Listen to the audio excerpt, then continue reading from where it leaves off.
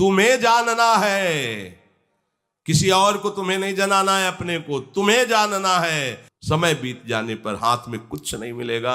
यहां से जाने के बाद नेत्र थक गए, पैर काम नहीं करते, हाथों में बल नहीं रह गया, बुद्धि निर्णय नहीं कर रही, अब कोई साथी नहीं दिखाई दे रहा। अगर बड़े ही बनना है तो इतने बड़े बनो कि तुमसे बड़ा कोई रह ही ना जाए। ये जब तक बात समझ में नहीं आएगी तब तक हम भागते ही रहेंगे, चाहे जितना सुन लो, चाहे जितना उपदेश दे लो। ऐसा भी है। क्या हुआ आपके शास्त्र स्वाध्याय का अर्थ? क्या हुआ इस जय जयकार का? कुछ नहीं, ये हवा है, निकल गई। जय जयकार भगवान की ही केवल है, दूसरे की नहीं है। जब तक भगवत शरणागत होकर जड़ चेतन की ग्रंथ का भेदन नहीं किया, कुछ हाथ नहीं लगेगा। जो हाथ लगेगा वो सब झूठा लगेगा। तुम्हारे अंदर इतना भी इसका महत्व न रह जाए तब तुम कुछ शास्त्रों का स्वाध्याय करके जान पाए हो। और इसी का दुलार, इसी का पोषण, तो कुछ नहीं भाई, कुछ नहीं।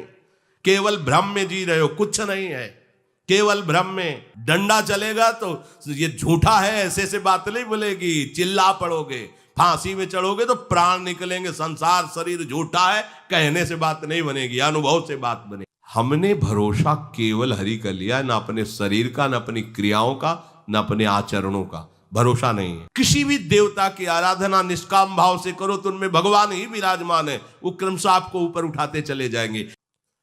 कोई हमारे दुख को आज तक नहीं हर पाया। बहुतों को अपना माना, बहुतों से हमने अपनी मांग पूर्ति करने के लिए याचना की, उनकी गुलामी की।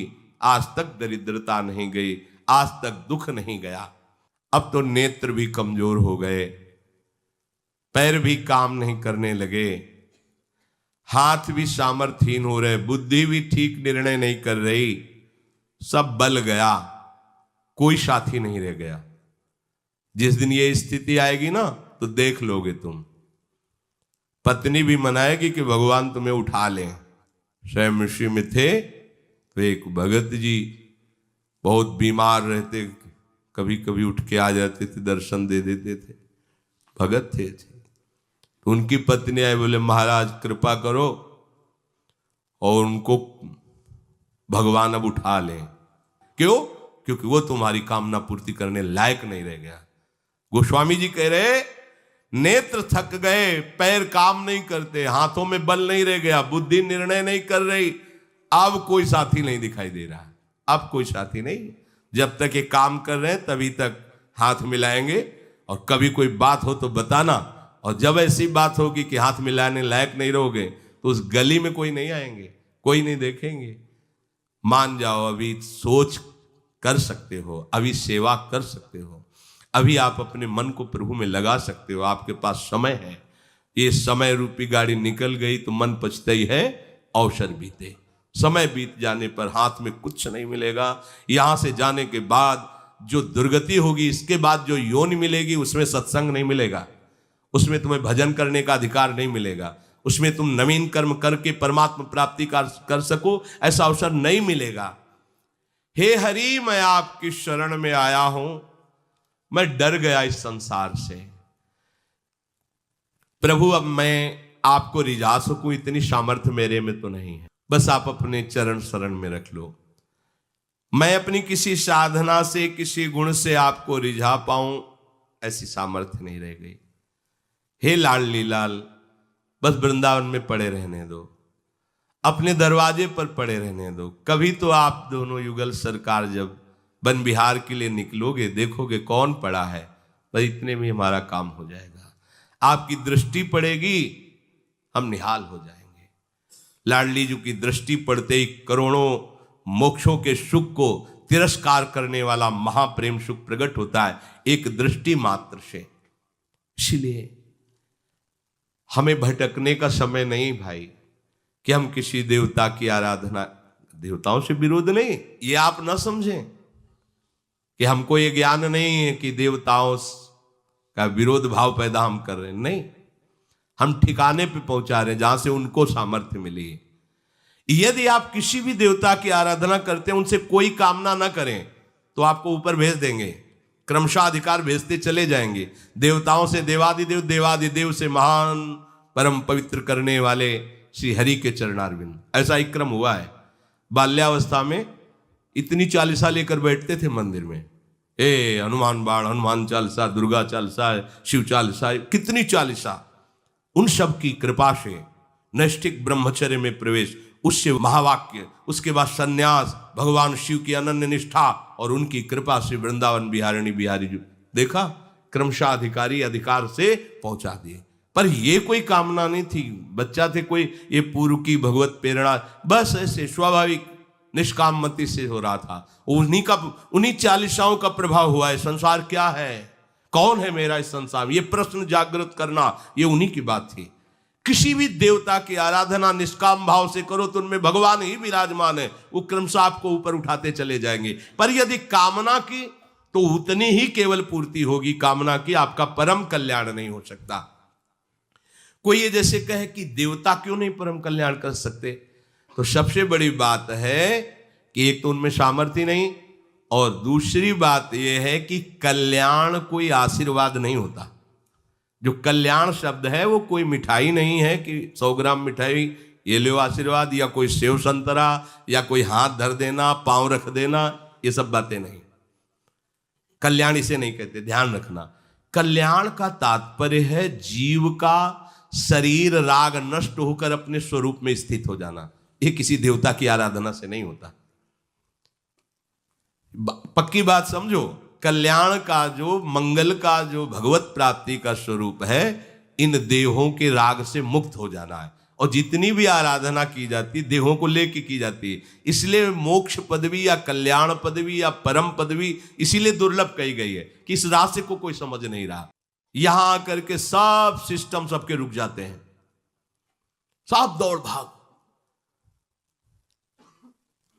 ये जब तक बात समझ में नहीं आएगी तब तक हम भागते ही रहेंगे, चाहे जितना सुन लो, चाहे जितना उपदेश दे लो। ऐसा भी है, खूब चमका के शरीर को रखना, शरीर में राग रखना, ये साफा, ये टोपी, ये सिस्टम, ये एकदम सेटिंग फिटिंग, और रिझाना देह और देह संबंधी देहाभिमानियों को।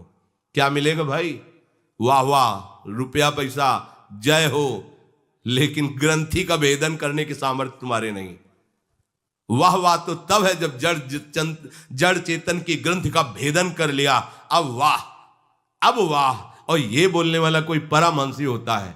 एक बार एक महात्मा प्रवचन करे तो सबने तालियां बजा दी, तो रोने लगे। वो महाराज रोने काहे को लगे? बोले तालियां बजा दी इसलिए। क्यों?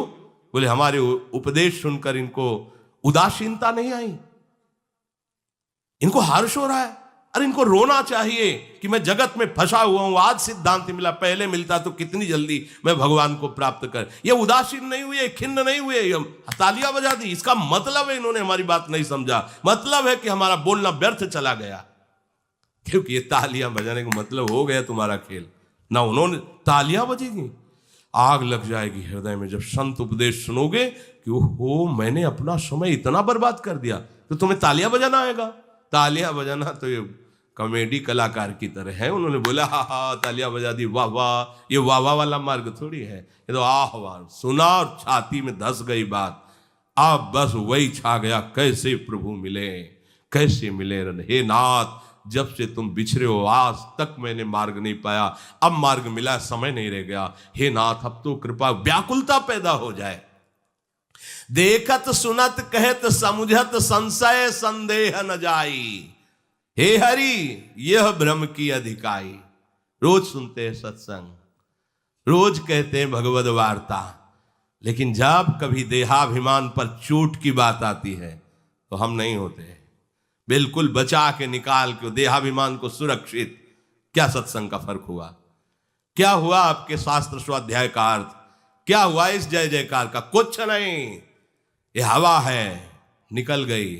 जय जयकार भगवान की ही केवल है, दूसरे की नहीं है।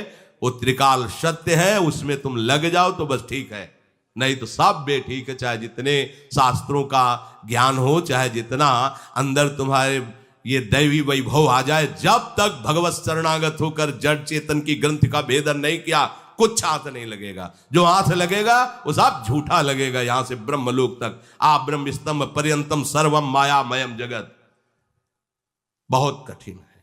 बहुत यही जब देखने को मिलता है तो यही लगता है कि क्या प्रपंच के अभिमान को अपना सर्वस्व मान रहा है जीव। प्रपंच के अभिमान को अपना सर्वस्व मान रहा है। यहां सर्वस्व का त्याग करके सर्वस्व श्री हरि को मानना है। अरे इस चमड़े के थैले को सजाने से नाना प्रकार से कुछ नहीं मिलना, एक भ्रम ही पैदा। ये बिल्कुल निकृष्ट चीज है जो सामने तुम देख रहे हो। तुम्हारे अंदर इतना भी इसका महत्व न रह जाए तब तुम कुछ शास्त्रों का स्वाध्याय करके जान पाए हो। और इसी का दुलार, इसी का पोषण, तो कुछ नहीं भाई, कुछ नहीं। केवल भ्रम में जी रहे हो, कुछ नहीं है, केवल भ्रम में। ये शास्त्रों में लिखा है कि संसार असत्य है, पर जब तक आपका अनुभव नहीं हुआ तो क्या यह सत्य संसार दुख नहीं दे रहा है? तीनों तापों से सब जल रहे। कहने से नहीं होगा संसार असत्य है, इसका अनुभव करना होगा। और इसका अनुभव तभी होगा जब संसार में जो सत्य है उसको स्वीकार कर लोगे। संसार में सत्य श्री हरि है। मत्ता परतरम नान्यत किंचित अस्ति धनंजय, मेरे सिवा कोई नहीं। उन्हीं श्री हरि में आसक्त हो जाओ, कोई भी ताप आपको छू नहीं सकता। जब आपके हृदय में हरि का साम्राज्य होगा तो कोई ताप आपको राम राज नहीं काहू व्यापा, दैहिक दैविक भौतिक तापा, राम राज नहीं का। जब हृदय में हरि का राज्य तो कोई ताप इस पर नहीं। कहते रहो संसार झूठा है, डंडा चलेगा तो ये झूठा है ऐसे ऐसे बात नहीं बोलेगी। चिल्ला पड़ोगे, फांसी में चढ़ोगे तो प्राण निकलेंगे। संसार शरीर झूठा है कहने से बात नहीं बनेगी, अनुभव से बात बनेगी। अनुभव गम्य भजें जय संता। मारा घूम रहा है प्राणी केवल शरीर और शरीर के भोगों की कामना में। ये मार्ग ही नहीं सूझ रहा उसको कि शरीर छूट जाएगा, कामनाओं की पूर्ति से कुछ नहीं होना। कोई एक ऐसा मार्ग जो सदा सदा के लिए शांति और सुख प्रदान कर सके, कोई मतलब नहीं। बस वही वर्तमान की भोग वृत्तियों की आशा की पूर्ति, बस। तो कह रहे हैं कि संसार असत्य है, पर ये तीनों ताप तुम्हें तब तक नहीं बख्शेंगे जब तक तुम हरि का भजन करके शरीर राग को नष्ट नहीं कर दोगे। ये केवल कहने से नहीं होगा। देखो, मृग तृष्णा का जल एक बूंद कहीं नहीं होता। जो प्रातःकालीन सूर्य की किरणें पड़ने से बालू में निर्मल जल दिखाई देता है, पर मर जाता है मृग दौड़ते दौड़ते उसी की लालसा में। शास्त्र कह रहा है जगत असत्य है, पर पूरा जीवन उसी की खोज में, उसी के भोगों की वृत्ति में तुम नष्ट कर रहे हो। केवल कहने से नहीं होगा, अनुभव करो। जहां अनुभव की बात आएगी वहां जीरो मिलेगा। संसार में जहां अनुभव की बात आएगी वहां शून्य मिलेगा। कि अरे अभी तक तो कुछ किया ही नहीं इस विषय में, इसी संसार को रिझाने में। कितने लोग हमारे पक्ष में हो गए, कितना वाह वाह हो रहा है, कितने प्रणाम बढ़ रहे हैं, कितने प्रांत हमें जान रहे हैं। निकले थे अखिल ब्रह्मांडों में जो व्याप्त तत्व है उसको जानने के लिए, और आप खुश इसमें हो गए कि 4 लोग आपको जान। कुछ नहीं, किसी ने नहीं जाना। वो छुपा छुपी का खेल खेलने वाला फंसा लिया आपको, फिर तुम्हारा जीवन व्यर्थ चला जाएगा। तुम्हें जानना है, किसी और को तुम्हें नहीं जनाना है, अपने को तुम्हें जानना है कि हर रूप में मेरा स्वामी इन रूपों का पर्दा लगा के आ रहा है और कोई दूसरा नहीं। जब आपको प्रणाम करे तो कहो छलिया अब नहीं बच पाओगे, जान लिया। तुम प्रणाम करो या प्रहार करो, तुम ही हो, दूसरा कोई नहीं। तो माना जाएगा कि अब आपके ऊपर शास्त्र का रंग सत्संग का रंग बढ़ा है। नहीं तो व्यर्थ है, बिल्कुल व्यर्थ है। परीक्षा में जीरो हो, चाहे जितने जगत में आप प्रसिद्ध हो, संसार का राग, शरीर का राग, भोगों की भोग वृत्ति नष्ट नहीं हुई, कुछ हाथ नहीं लगा। सुंदर शैया पर सो रहा है। स्वप्न में देखा कि वो समुद्र में डूब रहा है। अब क्या उपाय हो सकता है? बाहर से हम सैकड़ों नाविक, सैकड़ों तैराक खड़े कर दें, क्या स्वप्न में समुद्र में डूबने वाले की हम सहायता कर पाएंगे? नहीं। सैकड़ों नाविक हैं, सैकड़ों तैराक हैं, हर व्यवस्था है, पर उसके डूबने के भय से हम उसे निवार नहीं सकते। तो क्या उपाय है? उसे जगा दो, बस। दूसरा कोई उपाय न। तैराक की जरूरत है, नाव की जरूरत है। वो जग गया, जे ही जगा तो वही हंस देगा। अच्छा, ओहो, एक बूंद पानी नहीं, मैं तो समुद्र में डूब के रहा। बस यही चल रहा है यहां। मोह निशा सब सोवन निहारा और देखे स्वपन अनेक प्रकारा। अब अगर इनको बचाना है तो सत्संग के द्वारा इनको जगा दो, जागो। बहुत जन्म हो गए मोह निद्रा में सोते हुए, अब जागो, हरि में जागो, हरि नाम जप करो, हरि चर्चा सुनो, हरि सेवा करो, हरि में लीन हो जाओ। यही जीवन की जागरण वृत्ति है। जहां तुम फंसे हो ये मोह समुद्र है, इससे कभी पार नहीं पा सकते। बाहरी साधनों के द्वारा ऐसे ही आपको नहीं बचाया जा सकता। जैसे सोते हुए में उसने स्वप्न में समुद्र में डूबते हुए अपने को देखा, तो अब बाहरी उपाय से उसे नहीं, उसे केवल जगा दो। ऐसे ही बाहरी सहयोग से किसी को भी दुखों से मुक्त नहीं किया जा सकता। उसे मोह से जगा दो, उसे जगा दो। अब जागो, मोह में सोने का समय नहीं रहेगा। अब विवेक पूर्वक जाग करके अपने जीवन को जीवन धन के चरणों में समर्पित कर दो। जब तक भगवत आराधन नहीं करोगे तो तुम्हारे अंदर अच्छे विचार नहीं आएंगे। बस ये असत विचार तुम्हें बहाते लेते चले जाएंगे। अनविचार के कारण ही ये संसार सुखद और रमणीय लगता है। बुद्धि ठीक नहीं है। अगर संसार आपको अच्छा लगता है, इसके भोग अच्छे लगते हैं, यहां जीना अच्छा लगता है, यहां प्रियता बढ़ रही है, तो अज्ञान के कारण बढ़ रही। पक्की बात समझो। अगर कभी साधु संग भी प्राप्त होता है तो ये मांगते हैं कि हमारा पद जो है इससे और बड़ा पद हमें प्राप्त हो जाए, हम जितने अहम में हैं इससे और बड़ा अहंकार हमको प्राप्त हो जाए। अरे भाई, अगर बड़े ही बनना है तो इतने बड़े बनो कि तुमसे बड़ा कोई रह ही ना जाए। वो है भगवान बनना, भगवान बनना। तुम भगवान के अंश हो, अपने अंशी में लीन हो जाओ। तो जैसे गीध देह तज धरि हरि रूपा, हरि रूप प्राप्त करके परम धाम जा रहा है, ऐसे तुम भी भगवान का रूप धारण करके भगवान के धाम को चले जाओगे। नारायण नर बन सकते हैं तो नर भी नारायण बन सकता है। सीढ़ी बन गई, जिस सीढ़ी से उतर के आए हैं उसी सीढ़ी से चढ़ा भी जा सकता है। और ये भजन नसेनी प्रेम की, उस ऊंचाई पर चढ़ने के लिए भजन रूपी नसेनी, खूब नाम जप करो, खूब प्रभु को बार बार आर्त हृदय से पुकारो। ये भयंकर दुखदाई संसार उसी को प्यारा लगता है जिसके जीवन में सत्संग का रंग नहीं है, भजन नहीं है। जब आप सत्संग करेंगे तो आपके हृदय में क्षमता आने लगेगी, संतोष आने लगेगा, दया आने लगेगी, विवेक आने लगेगा, और ये व्यवहार नहीं रह जाएगा, ये परमार्थ हो जाएगा। ये दुखद संसार दुखद नहीं रह जाएगा, दसों दिशाएं आनंदमयी हो जाएंगी, क्योंकि आपके अंदर भगवद विचार आने लगे, भगवद आश्रय। इसी से क्षमता आ गई, संतोष आ गया, विवेक आ गया। अब क्षमतावान, संतोषवान, विवेकवान को सारा जगत मंगलमय हरि रूप दिखाई देता है, उसे कहीं कोई भय विषाद नहीं मिलता। गोस्वामी जी कह रहे हैं ये प्रपंच ऐसे फंसाव वाला है कि इससे तब तक निकला नहीं जा सकता जब तक प्रभु की भक्ति नहीं होगी। प्रभु की भक्ति कब मिलेगी? बोले जब संत संग मिलेगा, इसके बिना कोई भी उपाय नहीं है। हमें लगता है कि जिनको जहां भी सत्संग मिलता है भगवान ने उनको पसंद कर लिया है। देखो, अब आप अपनी तरफ से सावधान हो जाओ। यदि आपको सत्संग मिला है तो हरि कृपा आपको प्राप्त हो गई। सत्संग सब जो असत चिंताएं हैं, असत विचार हैं, असत संबंध, इन पर प्रहार करता है। रोज आप प्रहार होता है। इतनी मजबूत ग्रंथि को जब रोज थोड़ा थोड़ा काटोगे तो एक दिन कटी जाएगी। सत्संग बढ़िया तलवार है। अगर आप ध्यान पूर्वक, एकाग्रता पूर्वक सत्संग सुने तो बाहर और भीतर दोनों से बंधन मुक्त कर देगा। चलते रहो, केवल सुनते रहो।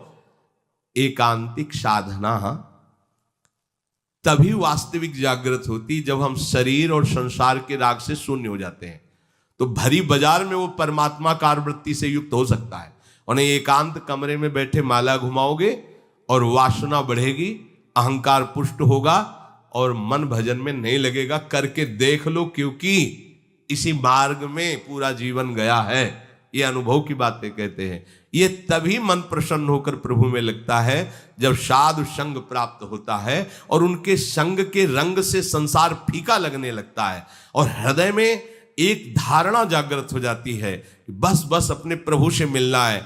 अब वो समाज में या एकांत में उसके चित्त का अपहरण संसार नहीं कर सकता। इसलिए सत्संग हरि भक्ति को प्रकाशित करने वाला है। नाचने लगती है हरि भक्ति उसके हृदय में जहां सत्संग का प्रादुर्भाव होता है। जहां सत्संग होता है वहां हरि भक्ति के साथ ज्ञान वैराग्य भी नृत्य करते हैं। सत्संगी का ज्ञान रोज नवीन होता है, जैसे रोज चाकू में धार धरी जाए। सत्संगी का वैराग्य बहुत दृढ़ होता है। सत्संगी की भक्ति स्थित होती है, चलायमान नहीं होती कि आज हरि से भक्ति कल विषयों से हो गई। पर सत्संग भगवत कृपा से मिलता है और हम दैन्य होकर उसको स्वीकार करें तभी बात बनती है। प्रभु कह रहे हैं ये जितने देवताओं की आराधना करते हैं इनको जो फल मिलता है वो अल्प मिलता है और नाशवान मिलता है, समय नष्ट होता है। जो देवताओं की आराधना करते हैं तुच्छ कामनाओं से जिनकी बुद्धि युक्त है, उन देवताओं की आराधना का फल उनको जो मिलता है वो नाशवान होता है। अविनाशी फल नहीं दे सकते देवता, है ही नहीं उनके पास, सामर्थ्य ही नहीं। देवताओं का पूजन करने वाले देवलोक को प्राप्त होते हैं। और मेरा भक्त कैसा भी हो वो अंत में यान्ति मामपि मद भक्ता यान्ति, जैसा भी मेरा भक्त है वो मेरे को ही प्राप्त होता है। देखो भक्त का शब्द आते ही जैसे पिता की संपत्ति का अधिकारी पुत्र शब्द से हो जाता है। कैसा है ये नहीं पूछा जाता। जब न्याय में पहुंचेगी बात तो आप पूछा जाता है कि तुम कितने पढ़े लिखे हो, तुम कितने बलवान हो, तब तुम्हें ये प्रॉपर्टी मिलेगी। नहीं पूछा जाता। वह पूछा जाता है तुम इनके बेटे हो जी, गवाही है कोई, हाँ, तो पिता की सारी संपत्ति का अधिकारी हो जाता है ना। ऐसे ही हरि के भक्त हो, हाँ, गवाही गुरुदेव, प्रॉपर्टी दंपति संपत्ति पाई है। सीधी बात है, ये मार्ग सीधा।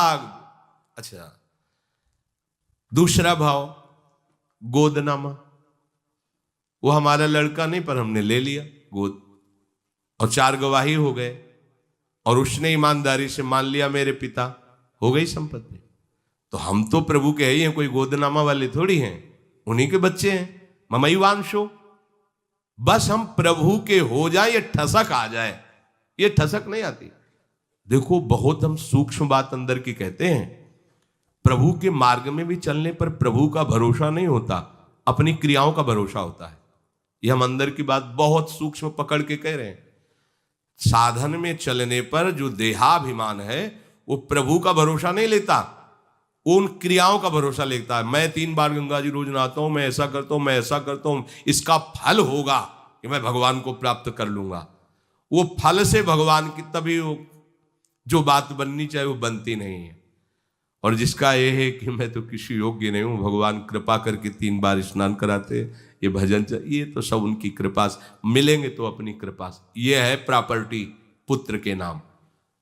आपने यदि क्रियाओं का आश्रय लिया है तो आपको प्रॉपर्टी नहीं मिलेगी, फल मिलेगा जितना क्रियाएं कर रहे हो। और यदि आपने प्रभु का आश्रय लिया फिर भागवती क्रियाएं होती है तो फल पर दृष्टि नहीं जाती। अपनी फल पर दृष्टि जाती है का? अपनी जो दिनचर्या है उसका कभी आपको होता है कि इसका कोई फल मिलेगा? फल क्या मिल रहा है? हमारा जीवन ही यही है, हमारा जीवन ही। जैसे अपने पति को पत्नी विविध प्रकार की सेवा के द्वारा प्रसन्न करती तो कोई फल चाहती क्या? अगर वास्तविक को प्यार करती उससे पूछो कि तुम पति को सुख पहुंचाने के लिए भोजन बनाती हो, जो जो सेवाएं करती हो, इसका क्या फल चाहती हो? तो मूर्ख हो क्या? और हमारे प्यारे हमारे पति, फल फूल की बात कहां से आ गई? कांता भाव। अपने पुत्र को आप नाना प्रकार से दुलार करते हैं, श्रृंगार करते, खवाते पिलाते हैं। आपसे कोई पूछे कि ये जो आप पुत्र के साथ बर्ताव, इसका क्या फल चाहते हो? तो ये क्या पागल हो? हमारा बेटा है, अरे खा पी के स्वस्थ रह रहा है, खूब प्रसन्न है, यही हम देख करके प्रसन्न है, हमें और क्या चाहिए? ऐसे ही सारे भक्ति भाव हैं। हमारे प्रिया प्रीतम मुस्कुरा रहे हैं, यही हमें चाहिए।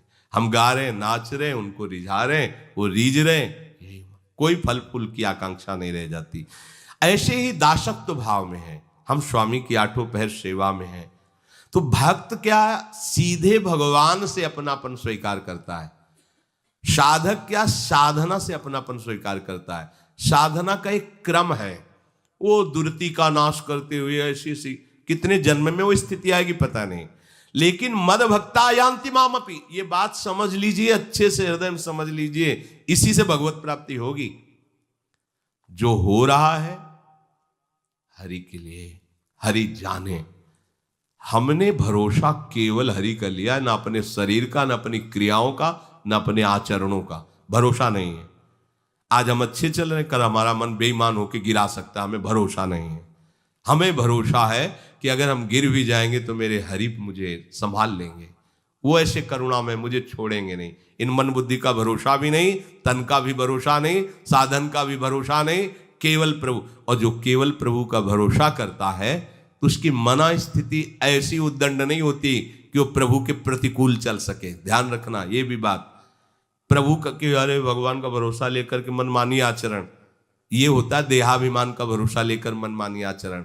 जे ही भगवद आश्रित होगे तो दैन्यता आएगी, उस आश्रय का लक्षण है दैन्यता आएगी, निष्कामता आएगी, निष्क्रियता आएगी। अब जो हो रहा है हरि कर रहे हैं, हरि करवा रहे हैं, ये वास्तविक वृत्ति आ जाएगी तो हरि करवाएंगे जो महात्माओं से करवाया है। हरि के द्वारा दुरात्माओं के आचरण नहीं होते, वो अहंकार के द्वारा, वासना के द्वारा होते, ये समझना चाहिए। देवताओं की उपासना करने वालों को जो फल मिलता है वो अल्प मिलता है। नाशवान पदार्थों की ही कामना की तो नाशवान पदार्थ मिला। हाँ, बहुत बहुत कोई देवता प्रसन्न हो गया तो अपने लोक को ले गया, जिसे भगवान कहते हैं देवताओं का पूजन करने वाले देवलोक को प्राप्त होते हैं। और जो देवलोक को तो क्षीणे पुण्य मृत्युलोके वसंती, पुनः आकर के फिर यही मृत्युलोक में मरना होता है, उपाय बना नहीं। भगवान कह रहे हैं मद भक्ता यान्ति मामपि, जो केवल मेरा आश्रय ले लेते हैं, मेरा भजन करते हैं, चाहे वो रुपए के लिए, चाहे वो संपत्ति या संकट निवृत्ति या सम्मान, जो भी चाहिए। कितनी छूट दे दी है, बड़े मालिक हैं और हमारे हैं, हमें जो चाहिए प्रभु से चाहिए। ऐसा भाव रख करके प्रभु के चरण शरण में आ जाओगे तो भी आपको भगवत प्राप्ति हो जाएगी। और कहीं ये भाव लेकर के आ गए कि मुझे कुछ नहीं चाहिए, मुझे आज प्रभु से मिलना है, तो फिर रखियो ताई प्राण की नाई। भगवान कितना प्यार करेंगे आपको, आप देख लेना। जीव कैसे भी आचरणों वाला क्यों न हो, ये छूट केवल यही बात आती है। दुराचारी से दुराचारी क्यों न हो, वो भगवान का अंश है। और उसने जब ये निश्चय कर लिया कि अब लो नशानी अब ना नशे, आज तक जो हुआ हुआ, अब नहीं, अब हरि की शरण में सब माफ, ये केवल भगवान की शरण में हो सकता है। संसार के संबंध से युक्त है, पर उसने ठान लिया है कि मैं भगवान का साक्षात्कार करूंगा, तो संसार की आसक्ति उसे अब बांध नहीं पाएगी और वो निश्चित भगवान को प्राप्त हो जाएगा। इसीलिए प्रभु कह रहे मद भक्ता यान्ति मामपि, मेरा भक्त केवल मेरे को ही प्राप्त होता है। ये जो बुद्धिहीन लोग होते हैं, बुद्धिहीन किसे कहते हैं?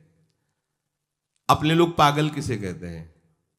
जो किसी काम की वस्तुएं नहीं उनको बटोरते हैं तो हम लोग घोषित कर देते हैं पागल आदमी है। जैसे फुटपाथ में ऐसे इधर उधर कपड़ों के फुचने, प्लास्टिक, ये सब बटोर रहा है, बांध रहा है सिर, तो उसे क्या कहते हैं? पागल, बुद्धिहीन आदमी। असार वस्तु को ग्रहण करने वाले को बुद्धिहीन कहा जाता है। बिना काम की वस्तुओं को बटोरते घूम रहा है, यहां बुद्धिहीन जानते हो किसे कहा जाता है? संसार की हर वस्तु असार है, बेकार है, इसी के भोगों में, इसी के बटोरने में समय लगाए हुए हो तो तुम बुद्धिहीन ही हो, पागल ही हो। अच्छा, पागल दूसरों को पागल समझकर हंसता है, ये खासियत होती। जब उसे तुमको पागल तो हंसेगा वो, पागल, ये पागल, ये सब पागल, उसको वो पागल नजर आते हैं। तो ऐसे ही कुछ समझो, संत महात्मा संसार में आसक्त जनों को पागल न जाते, बेचारे भाग्यहीन, न इनके पास दुल्हन है, न घर है, न खाने पीने को, मारे घूम रहे, पागल है, बकते रहते हैं, ये न करो, ये न करो, ये न करो। भगवान कहाँ भगवान? अरे लड़का बच्चा के बीच में बैठ के, जब वो पापा कह के गोद में बैठ के छाती से लगता है, गरम गरम रोटी मिलती, इससे बड़ा सुख भगवान में कहाँ है? संसार का सुख, हाँ, बस यही फसाव माया का, घुटनों के बल चलकर बालक दौड़ करके गोद में बैठा और निहाल हो गया, जीवन की पूरी बात मिल गई उसको। पत्नी ने मुस्कुरा के गरम गरम दाल और रोटी, एक चम्मच घी, बस उसको लगा ब्रह्मानंदम परम सुखदम, परम सुख की अनुभूति। पर ये भैया कुछ क्षण के लिए है, क्योंकि उनमें भगवान प्रकाशित इसलिए ऐसा है। जहां भगवान अंतर ध्यान हुए तो फिर तुम छाती पीटोगे, क्यों लड़का और वो पत्नी और सब में भगवान जो। आशा करती हूँ कि आप सभी को वीडियो अच्छी लगी होगी, तो प्लीज़ वीडियो को लाइक और कमेंट बॉक्स में सिर्फ एक राधे राधे लिखना मत भूलिएगा। और ऐसी ही ज्ञानवर्धक वीडियो देखने के लिए आप हमारे चैनल को सब्सक्राइब करके बेल आइकन ऑल पे प्रेस करना, ताकि आने वाली वीडियो का नोटिफिकेशन आप लोगों को मिल सके। श्री हरिवंश। राधे राधे। जय श्री कृष्णा।